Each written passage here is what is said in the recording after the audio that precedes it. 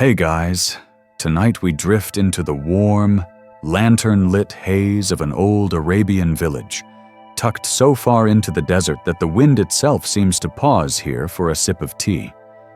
You can smell the cardamom in the air, hear the slow creak of wooden doors, and taste that dry, honey-tinged dust on your tongue. Out past the date palms, beyond the last mud brick wall, stands a well that locals cross themselves before mentioning. They say it drinks the moonlight, literally swallows it, and if you lean too far over the edge on certain nights, it just might drink you too. You probably won't survive this if you try it, of course, but hey, that's half the charm of dangerous folklore, isn't it?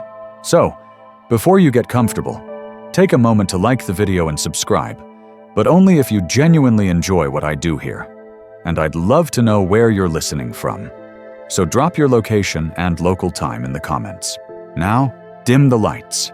Maybe turn on a fan for that soft background hum, and let's ease into tonight's journey together. You trudge through the narrow lanes of the village, guided by the dim glow of oil lamps flickering behind latticed windows. Somewhere, a goat coughs in the dark, unsettlingly human-sounding, and a cat darts across your path, tail puffed. The houses here are the color of baked bread, their walls pitted by centuries of wind-blown grit. It's quiet enough that you can hear the slow drip of water from a rooftop jug into a trough. This place isn't on any modern map, though a few medieval traders scribbled about it between lists of spices and debts. They wrote that the people lived at the edge of the sand's patience, which is historian speak for the desert could swallow them at any moment. The well stands out here, stonework older than the village, worn smooth, as if it had been polished by centuries of hands and eyes. A little boy, maybe 8, is perched on the lip of a rooftop, watching you. He doesn't wave, just tilts his head like a hawk sizing up a mouse. The moon tonight is only a silver sliver, but even now, you notice a pale gleam pooling inside the well. Historians still argue whether such tales came from real optical phenomena, moonlight reflecting off underground water, or from sheer desert boredom. Either way, when the elders say, "Don't look too long," they mean it. The air around the well feels cooler, damp even, which is odd given the day's heat. You imagine a subterranean river running beneath your feet, the kind Arab geographers once speculated might connect all the way to the Nile. One old manuscript, now lost except for a quote, described a throat of stone through which the night pours. Sounds poetic, but the locals? They call it the thirsty one. You lean in just enough to catch the smell, fresh, mineral, with a faint metallic tang. Then, just under your own breathing, there's something, a hush, like someone drawing a long breath from deep below. You blink, shake it off, and step back. Probably just the wind, right? Or maybe that's exactly how the well starts its drink. The first person who actually talks to you about the well is a man you nearly collide with in the alley. A tall figure wrapped in a sand-colored robe, hood drawn low, like he's hiding from the sun despite it already having set. His beard is threaded with silver, his skin weathered to the texture of old parchment. He steadies you with one hand, and in the dim lamplight you see a flash of something in his eyes. Not suspicion, not welcome, but recognition, as if he already knows why you're here. "You've come for the well," he says. Not as a question. His voice is dry, almost brittle, but with a strange rhythm, like the desert wind rattling through palm fronds. You should turn back. You try to laugh it off, the way you do when strangers offer unsolicited doom-laden advice in travel stories. But the man doesn't even blink. He gestures toward the dark silhouette of the well, visible just over the rooftops. "Once," he says, "it held treasure, not gold, not jewels, something heavier, more dangerous." There's a pause. The kind people leave when they expect you to ask what it was. Instead, you ask what happened to it. His answer is a small, bitter smile. It's still there. That's the problem. You're about to press him for details when a group of young men passes, laughing too loudly, smelling faintly of camel sweat and roasted lamb. They nod to the robed stranger but avoid looking you in the eye. One mutters something in a dialect you don't know, but you catch a word. Shams, meaning sun. The stranger's face tightens. They think I'm the one who brought the night into the well, he says. They're wrong, but they're not far off. Historians still argue whether such figures, the mysterious wanderers of desert tales, were real traders, religious ascetics, or simply narrative devices to deliver the plot. Whatever the truth, this man has the air of someone who's been walking for decades without ever arriving anywhere. He steps closer, close enough for you to smell dust and clove on his breath. If you must go, he says, wait for the moon to be full. And if you see the reflection change, don't lean in.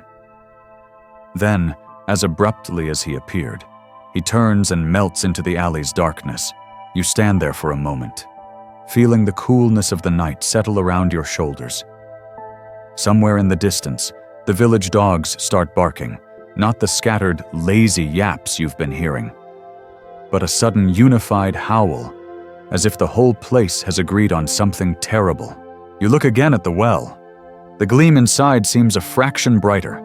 It could be your imagination, or it could be the first sip of moonlight for the night. By morning, the desert light is brutal, flat, bleaching everything into shades of white and pale gold. You decide the best way to learn more about the well is to blend in with the rhythms of the place. So you drift toward the market square, where the smells of cumin, dried limes, and frying bread roll over you in warm waves. The market is a labyrinth of narrow stalls, draped with bright fabrics that flutter lazily in the heat. You hear the clink of brass weights on scales, the bargaining voices of women in patterned veils, and the quiet hum of gossip slipping between the stalls like smoke. You don't have to push much. The well is already on people's tongues. One spice seller, a wiry man with hands stained yellow from turmeric, speaks without looking at you.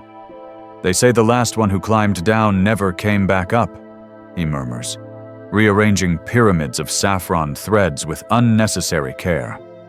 And the one before that, he came back, different. He glances at you from the corner of his eye. Didn't eat, didn't sleep, kept staring at the moon until he walked into the dunes and vanished.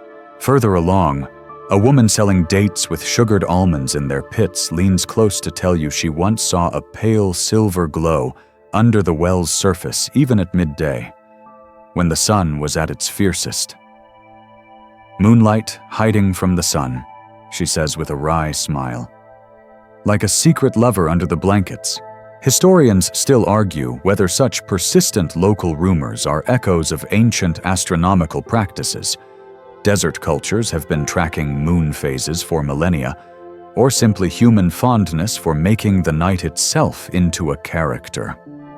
Either way, these stories weave together until you can no longer tell which are exaggerations and which might be genuine warnings. One stall in particular draws you. A narrow tent where an old jeweler sits cross-legged, polishing a pendant shaped like a crescent moon. His eyes are cloudy but sharp enough to notice your interest. He lowers his voice. The glow you hear about? It's not just light, it's a call. The water in that well, it listens, and when the moon is full, it answers.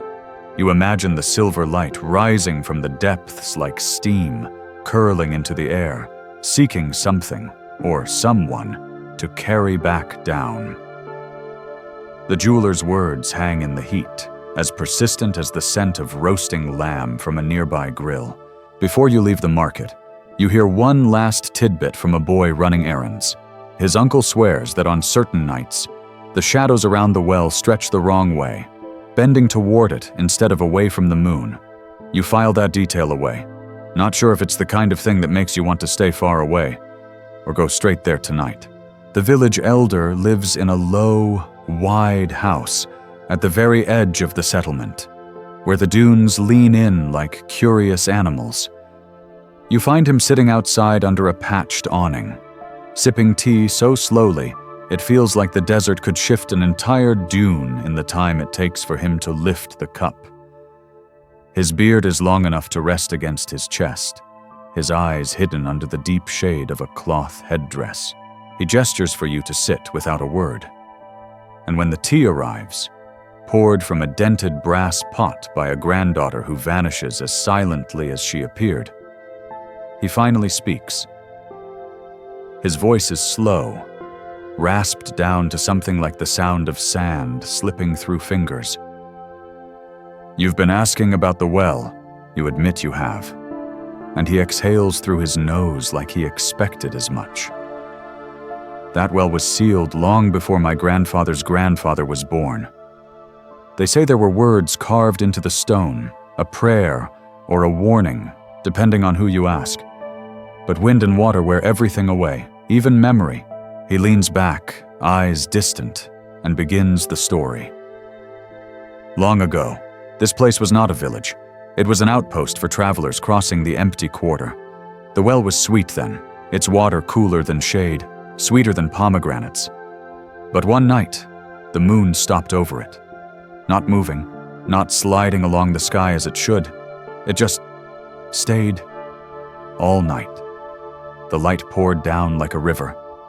And in the morning, the water was silver, too bright to look at. They covered it with planks, then with stone, but the light kept leaking through. Historians still argue whether such accounts reflect real astronomical anomalies. Moons can appear to pause near the horizon due to optical illusions, or if they're purely metaphorical. Either way, the elder's tone leaves little room for skepticism. People drank from it, he continues. Some swore they saw visions of places they'd never been. Some couldn't stop talking to shadows, and some vanished. We stopped drawing from it, built new wells, left that one to its thirst. You notice his hand tremble slightly as he sets his cup down.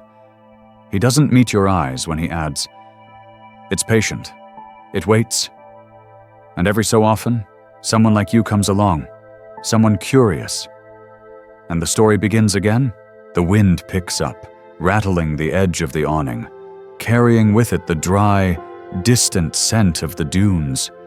You realize the elder never told you how the well was sealed, or if it truly still is. You find the map by accident. It's late afternoon, and the heat has finally eased into something you can walk in without feeling like your bones are being roasted.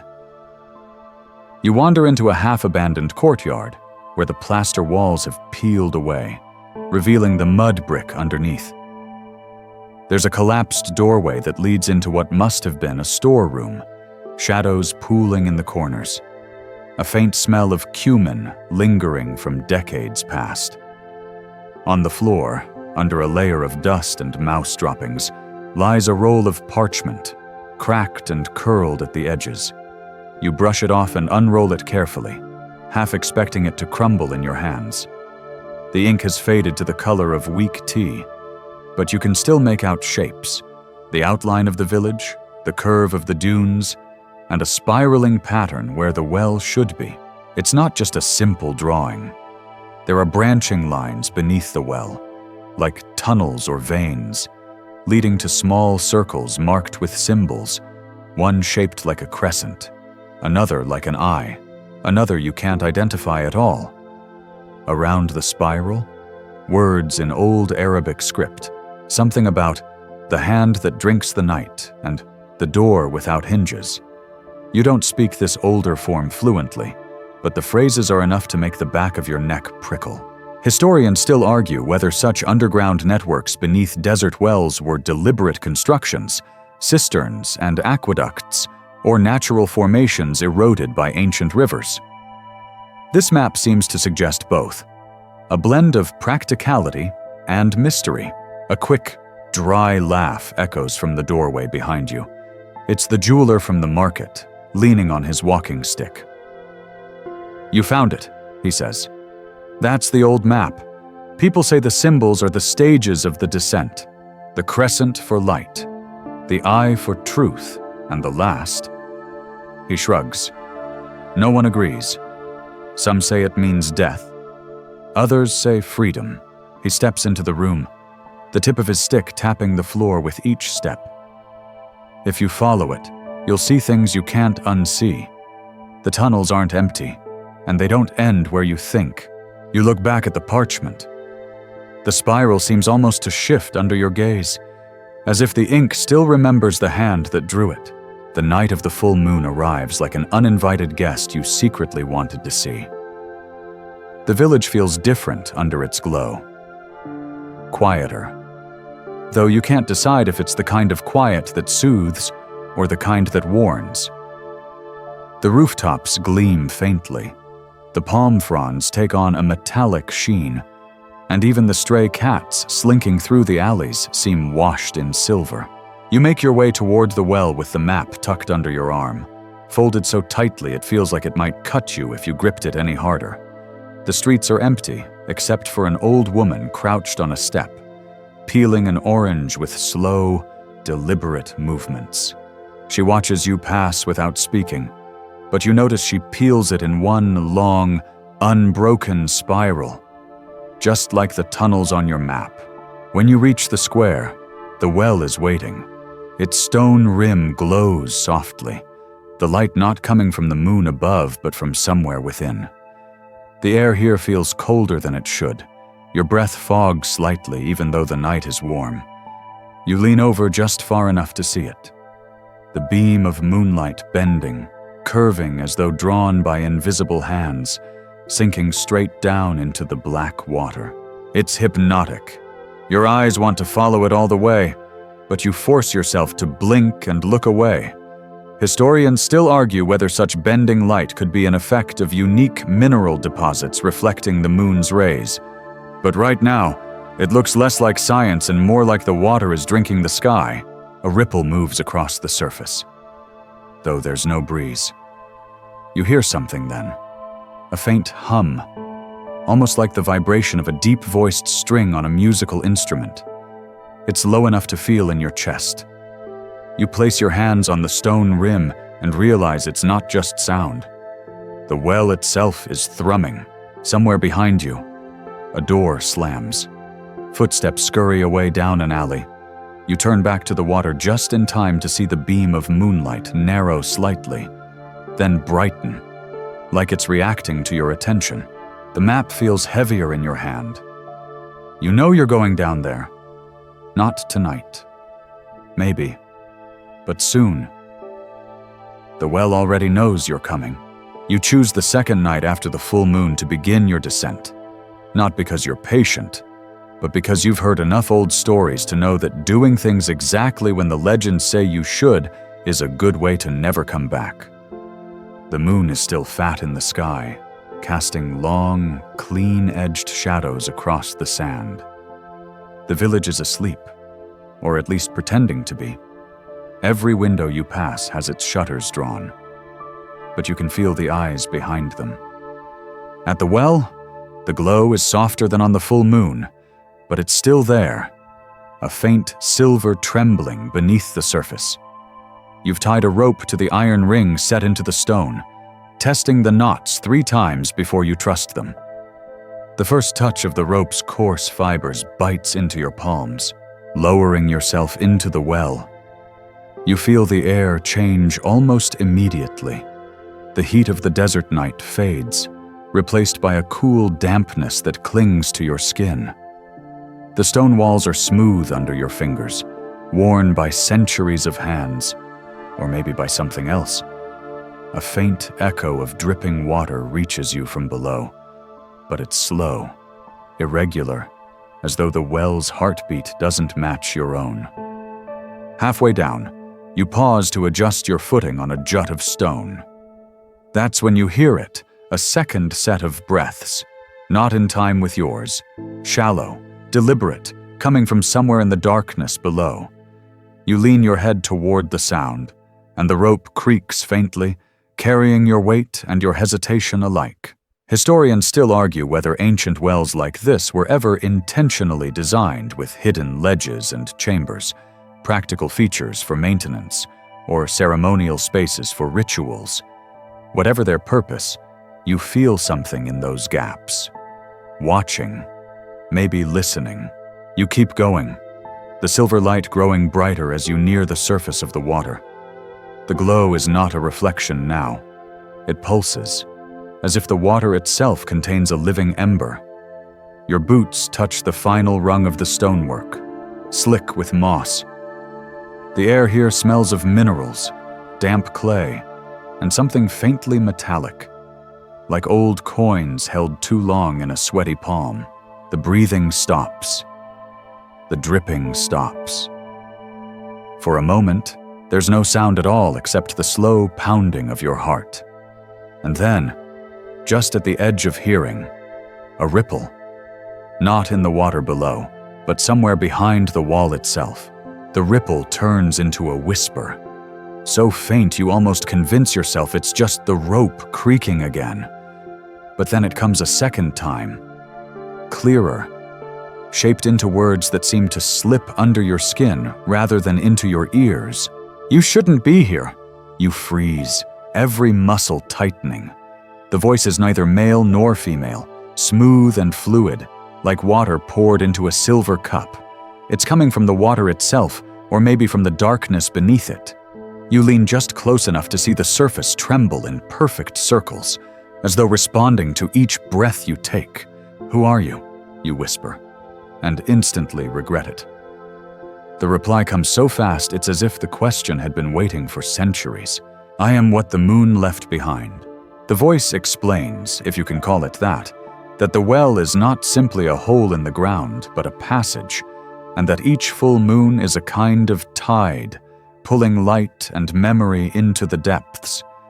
It tells you the villagers are right to fear it, but wrong about why.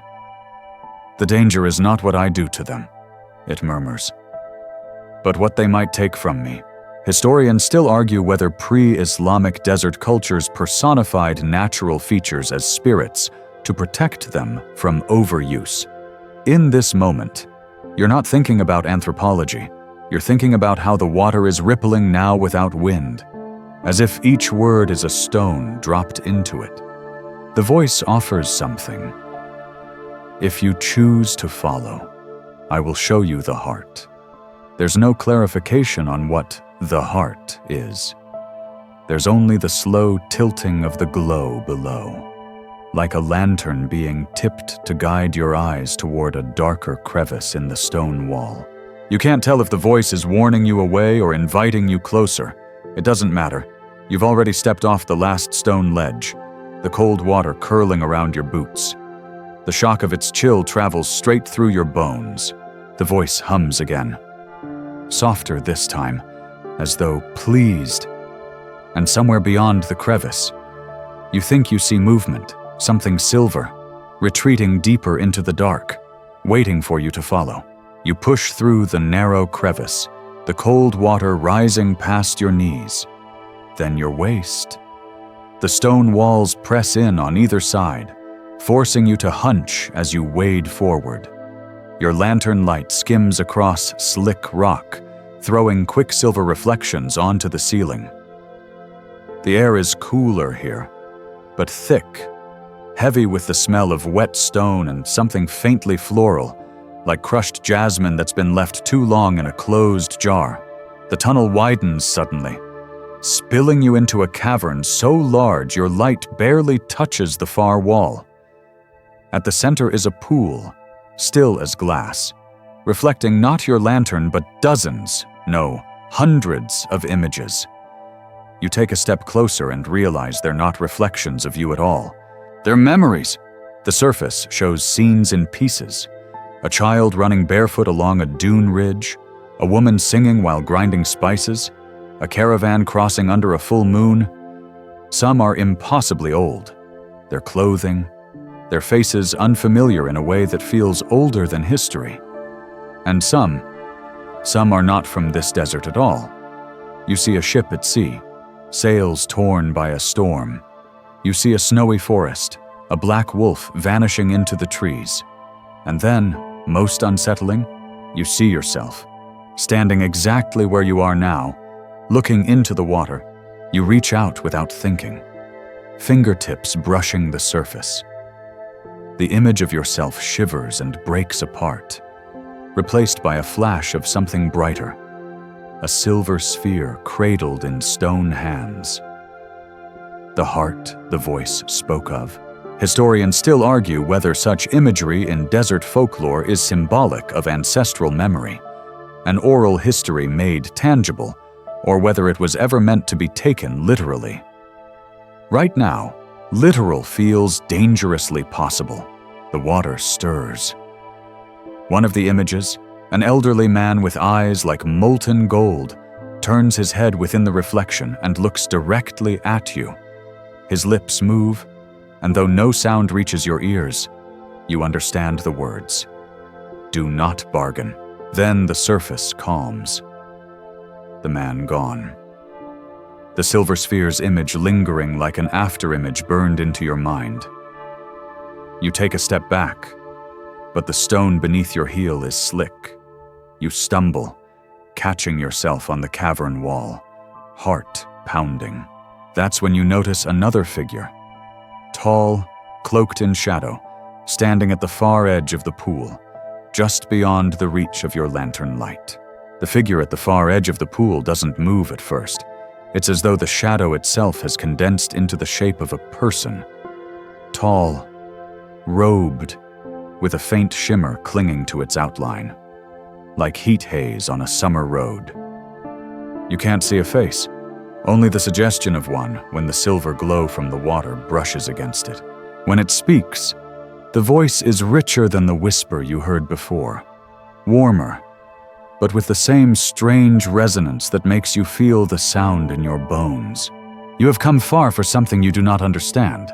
You ask who they are, and the answer is not a name but an offer.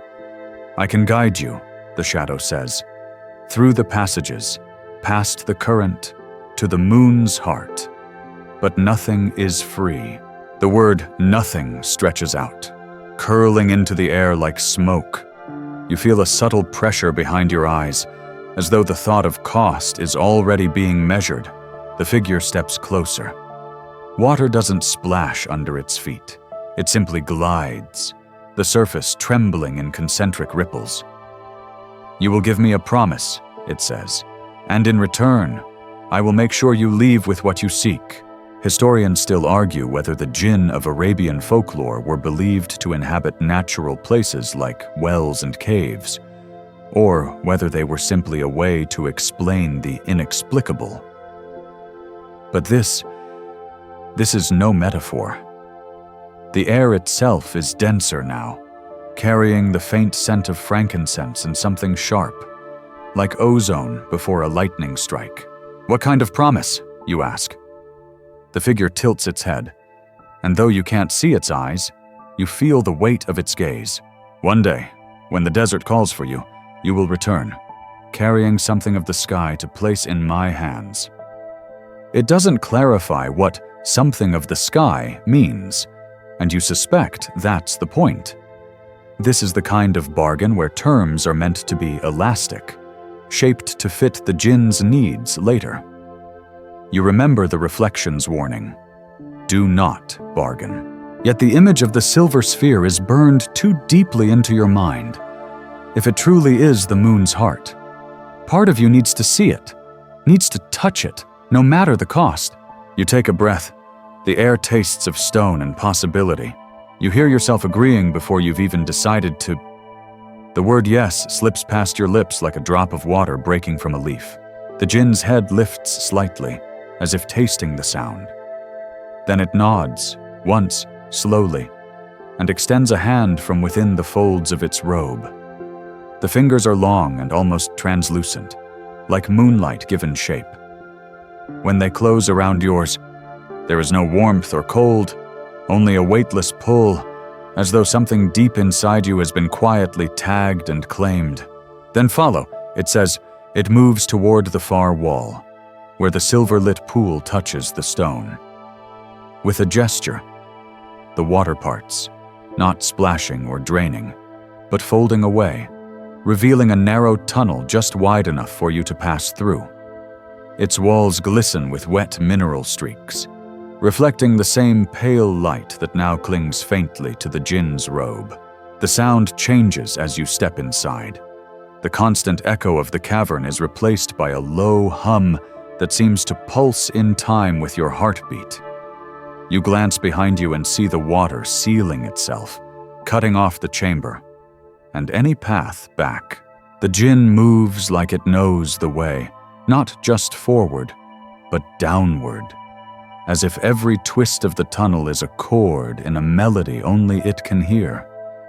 Your own footsteps are dampened by the slick stone beneath your boots, and a thin mist curls around your ankles. Do not stop, the Djinn says without looking back. The walls here remember.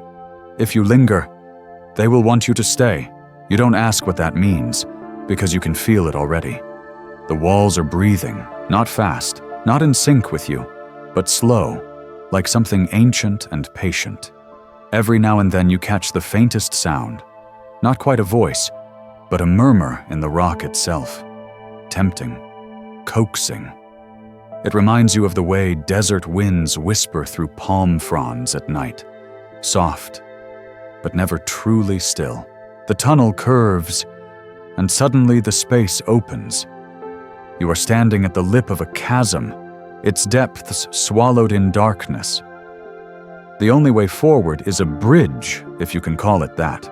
It's a single ribbon of stone, narrow as a shelf, stretching across the void. No rails, no supports. The air is colder here, and every exhale becomes a pale ghost drifting away. The Djinn steps onto the bridge without hesitation. If you look down, it says, the darkness will look back. You take a cautious step forward. The stone flexes, not enough to shake you off, but enough to remind you this place is alive in ways you don't understand. Somewhere in the depths, a faint, rhythmic sound rises, almost like a heartbeat. You focus on the Djinn's back, the folds of its robe swaying like a shadow caught in a slow breeze. The urge to glance downward gnaws at you, a quiet, insistent curiosity. You know that if you give in, even for a moment, you might see something you cannot unsee. The heartbeat-like sound grows louder as you near the center of the bridge. It's not entirely a heartbeat. You realize it's more like the deep, resonant thud of a drum, too vast to be made by any hand. Each thud makes the stone tremble underfoot, as if the bridge itself is listening. Halfway across, a voice rises from below. It's not the Djinn's voice. It's not your own. It's familiar. It speaks your name. Slowly, like it's tasting the syllables, you freeze, toes gripping the edge of the stone. The sound is not a shout, but a breath, as though the chasm itself has leaned close to your ear. You do not have to follow it, the voice murmurs. There is another way. The Djinn stops. It doesn't turn to face you, but its words are sharp enough to cut the air. Do not answer it. Your throat tightens. The temptation isn't to speak, exactly. It's to listen more closely, to lean just enough to hear what comes next. But you take a step forward instead. Your gaze locked on the Djinn's shifting silhouette. The air here feels heavier, like you're pushing through unseen water. Another voice joins the first. This one is higher, almost childlike, but no less unsettling. It giggles, the sound bouncing off the walls of the chasm in an echo that shouldn't exist. Almost there, the Djinn says. You reach the far end of the bridge, stepping onto solid ground again. Relief floods you, until you notice the stone ahead is carved. An archway rises from the rock, impossibly tall, its surface covered in inscriptions you don't recognize. The lines of the script seem to shift when you're not looking directly at them, like ink sliding over glass. The Djinn rests a hand against the arch, and the script glows faintly, a soft blue light threading through each mark. The hum from the tunnel returns, resonating inside your chest. "This is the threshold," it says. "Beyond it lies the place where your request will be weighed." It steps aside. The space beneath the arch looks empty, just more darkness. But there's a subtle shimmer at its center, like heat above desert sand. "Step through," the Djinn says. "But understand, once you do, what waits will know everything you have ever hidden, even from yourself." You stand before the arch, the shimmer at its center tugging at your vision like a tide. For a moment, you think you see shapes in it. Faces, perhaps, or the suggestion of rooms you've known, people you've touched.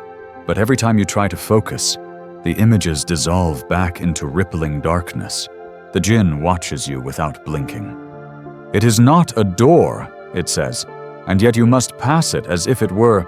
You take a deep breath, feeling the warmth of the shimmer brush your skin. It's not heat, exactly. It's the memory of heat, like the ghost of a summer sun. One step forward and your foot meets nothing solid. There's no resistance, but the sensation is strange, like stepping through the surface of still water without breaking it. The moment your body passes through, the world changes. Sound vanishes. The air is neither cold nor warm, neither still nor moving. You try to look down at yourself, but your body feels less there, its edges blurred, as though you've become part of the air. Then, slowly, something emerges from the black. It's not a figure in the usual sense, more like the outline of one, drawn from light so faint it's almost swallowed by the dark.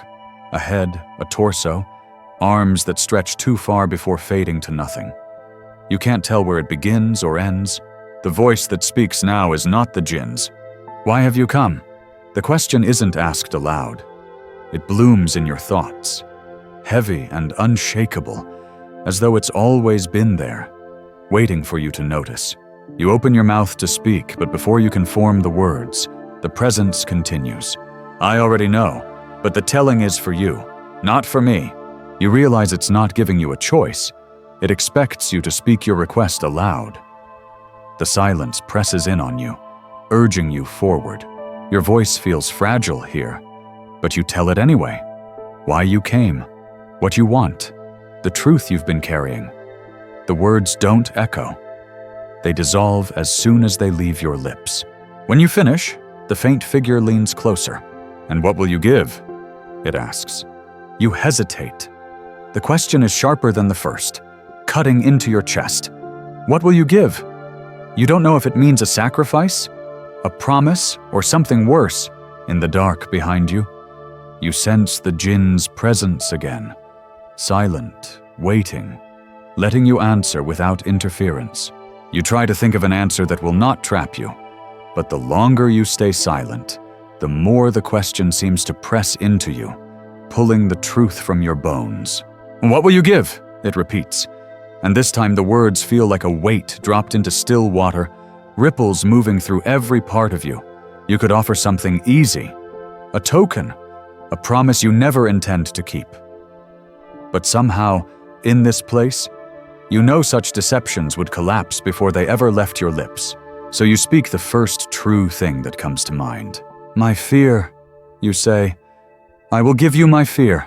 The figure tilts its head, the dim light along its outline pulsing once, like the faint flare of a dying star.